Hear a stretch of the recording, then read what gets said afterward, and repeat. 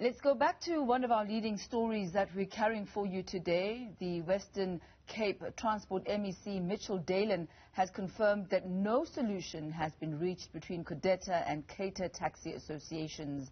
Residents have had to make alternative arrangements to travel for weeks now as the two associations fight over routes.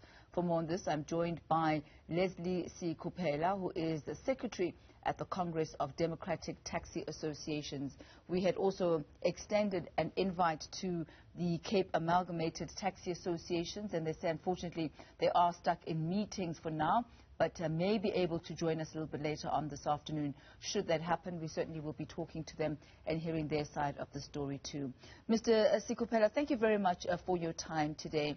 If you could give us a background as to exactly what the bone of contention is between the two taxi associations. Thank you very much. This is a long feud over the rights of the Mbekweni-Paarl route. And there are also a lot of issues that are coupled with it, which CODETA feel that they are grieved by CATA, more especially Bellville as well as Somerset. So the problem began when two different taxi associations were given rights to operate from the same area, and we thought that that is a recipe for disaster. So why is it that you cannot jointly operate those routes, or maybe come to some sort of an agreement if neither one of you are willing to let those routes go? Well, in the earlier years, these two associations, CATA Boland as well as PAL Alliance, which is now affiliated to CODETA, they have been operating conjunctionally on that specific routes, and they were given the same numbers, the same everything. But trouble began when one started to recruit more than the other one, and they started to argue about this recruitment. When you talk about recruitment, what do you mean? When I talk about recruitment, I talk about taking on new members without going through the due process in terms of, there are a lot of things that you need to consider when you take on new members to operate on the route. Then obviously the cake will be smaller should you take on new members. So basically, in my understanding from what you're saying, as taxi associations, you're trying to create a non-competitive environment where both the taxi associations have an equal number of taxis on the road. Is that what you are hoping to achieve? That's not exactly what I'm saying. You see, what happened in the taxi industry, it's more how can I put it?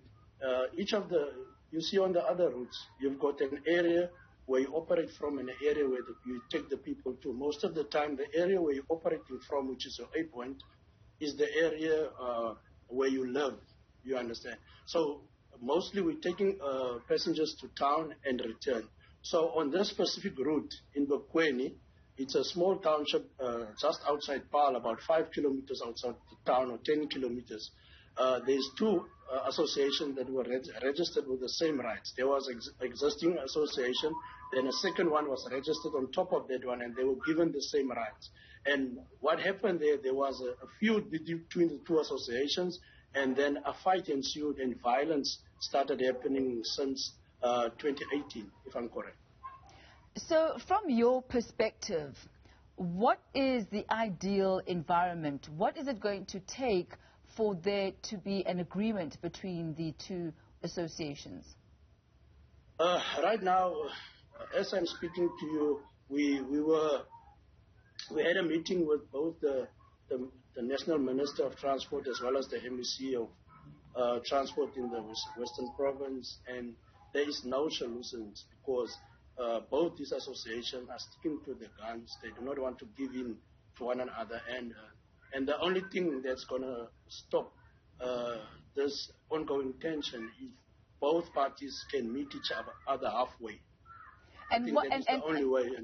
And what does halfway look like? What does the halfway point look like for both the associations?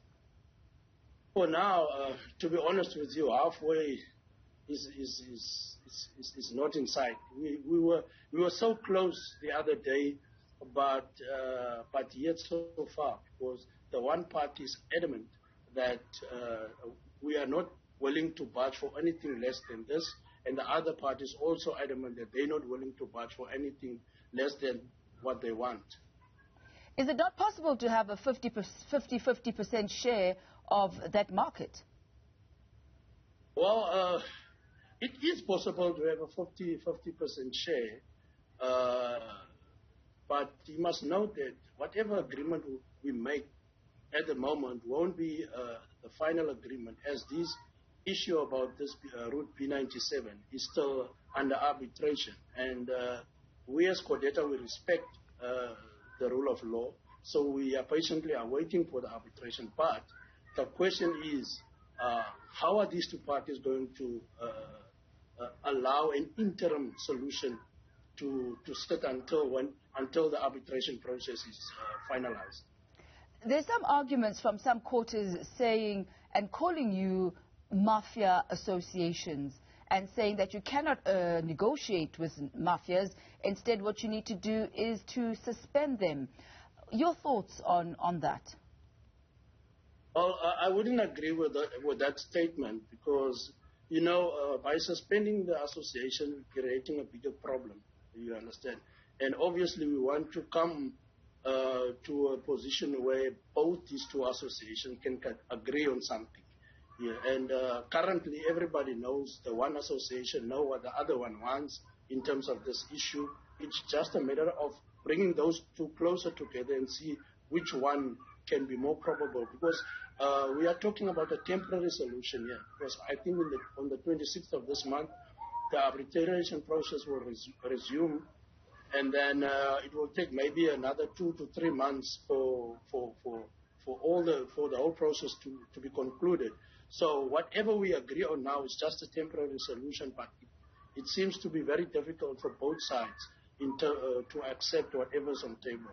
And to be quite honest with you, for now, a proposal that has been put forward by the one is not agreed by the other, and the proposal that's put forward by the other one is not agreed by the other. So that's the current situation. As business people, you are in essence service providers.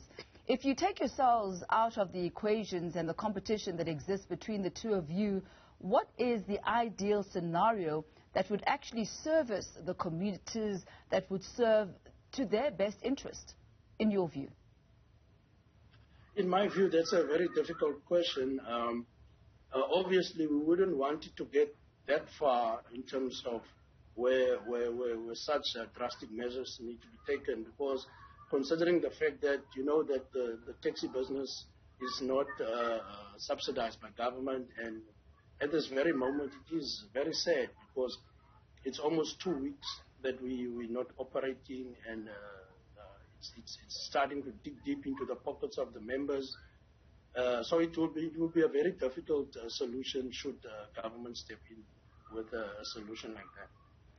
So now there are also, you know, reports of intimidation of passengers and those who are using alternate forms of transport. There have been individuals who have died because of this, the taxi association rivalry that exists between the two of you.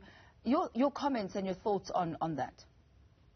Yeah, unfortunately, we've also got reports of such behavior. We at CODETA, we condemn any form of violence. So who is behind that? Who is behind that if you yourselves are not behind it? You see, ma'am, to be honest with you, we really don't know, because if I go back to a week ago, we attempted our vehicles to operate. We did operate for the whole week of last week, and every single day there was an incident where one of our vehicles were attacked. And we operated whilst our counterparts have been withdrawing their vehicles, and we appeal to them to also put their vehicles back on the road, because now we will reach a position where the one will blame the other, and it could be that there's a third force that is behind this whole thing, you understand? So you can't really say who's attacking the vehicles, because the attacks happen and within seconds the people vanish in thin air. So we can't really put it to test to say no, it's this person or that person, because the people attack the vehicles and then run away afterwards. Is this not shifting blame from your side, saying that there may be a third force involved here? Where and at what point do you take accountability for involvement in this, if at all? You see, it is difficult to blame someone for something that you do not have concrete evidence on doing. So it would be unfair from my part to definitely say that it is a certain party or it is a certain person who's attacking the vehicles, because all the vehicles that have been attacked is always unidentified people. So it's a very, very difficult situation, and which has also led to us to take the decision on Sunday that let us withdraw our vehicles as well until further notice, because of the safety of our passengers. And with the withdrawal of the vehicles, we as CODETA made a statement to all our operators that no one must or will be allowed to attack any forms of alternative transport. That is why if you look at the areas, I don't know, I can't say it concretely, but for now we haven't heard any reports of buses being attacked in the CODETA territories. Mr. Leslie Sikupela, thank you very much for your time this afternoon. He is Secretary at CODETA. They're washing their hands clean of any form of intimidation, but also acknowledging that they are far from reaching any sort of agreement.